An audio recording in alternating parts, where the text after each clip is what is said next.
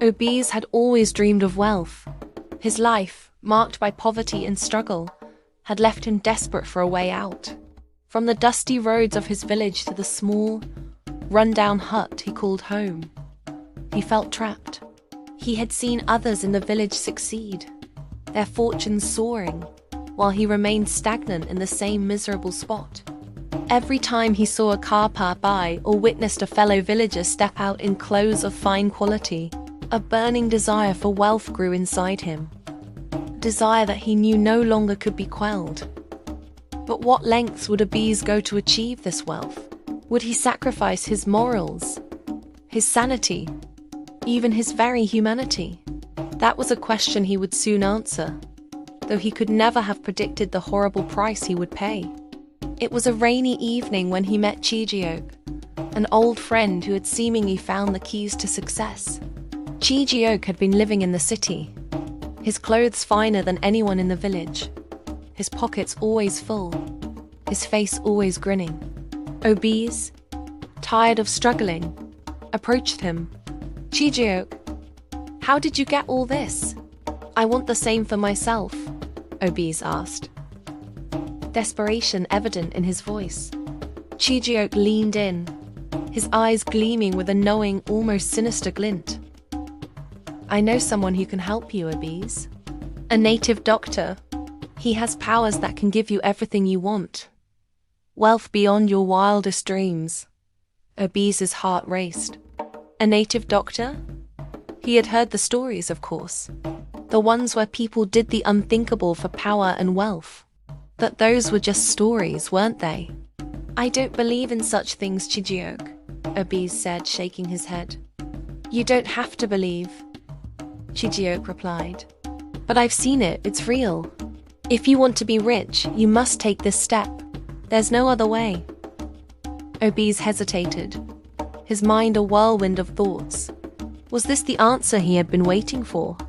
The path to the riches that had always seemed so far out of reach? "I'll take you to him," Chijiok said, reading the doubt in Obiz's eyes. "But you have to be ready.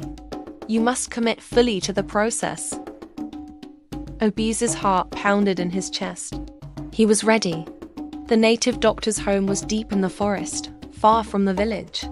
There was no electricity, no sign of civilization, only the sounds of the night and the rustling leaves. When they arrived, the air felt thick with something ancient, something almost otherworldly.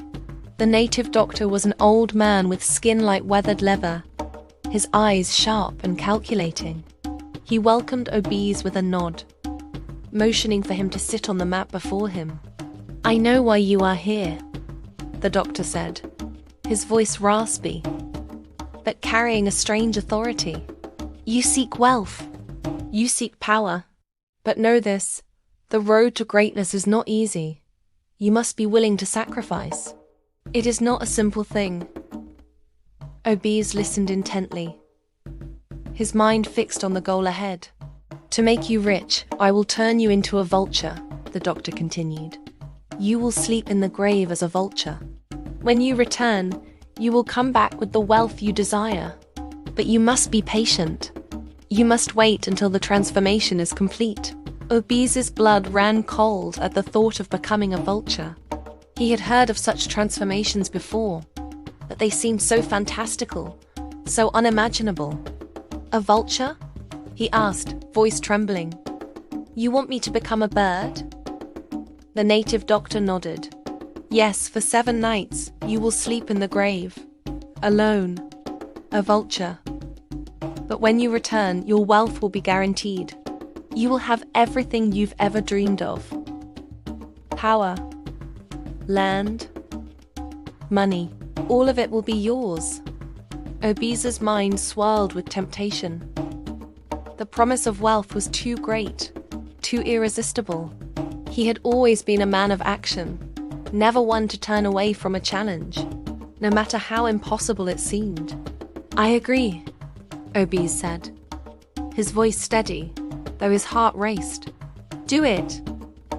As the doctor began chanting incantations in an ancient language, Obiz felt his body begin to change.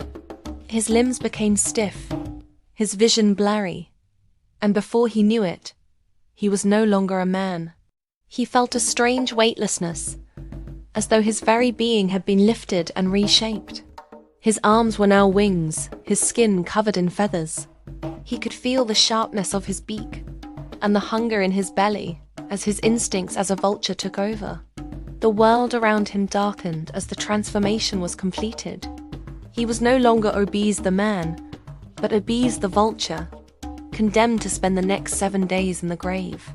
For the next 7 nights, Obese slept in the cold, dark earth, buried alive in the graveyard. The air was suffocating, the loneliness overwhelming. But through it all, his mind never lost focus. He reminded himself that this sacrifice would lead to unimaginable wealth.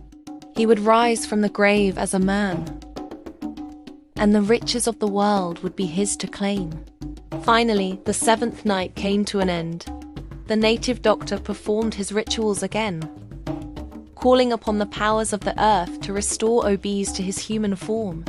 Obese felt his wings retract, his body slowly reshaping into his human form.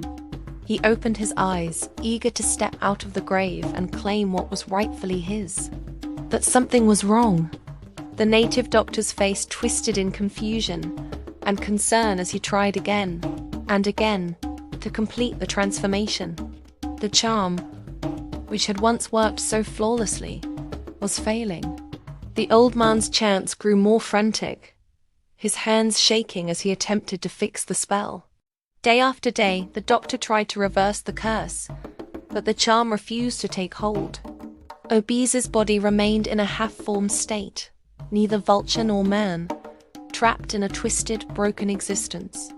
Obese could feel the hunger in his stomach grow. He could feel his sanity slipping away. The world around him seemed to mock him, his dreams of wealth slipping further and further beyond his grasp. On the 7th day, as the native doctor knelt before him, exhausted and defeated, Obese realized the truth.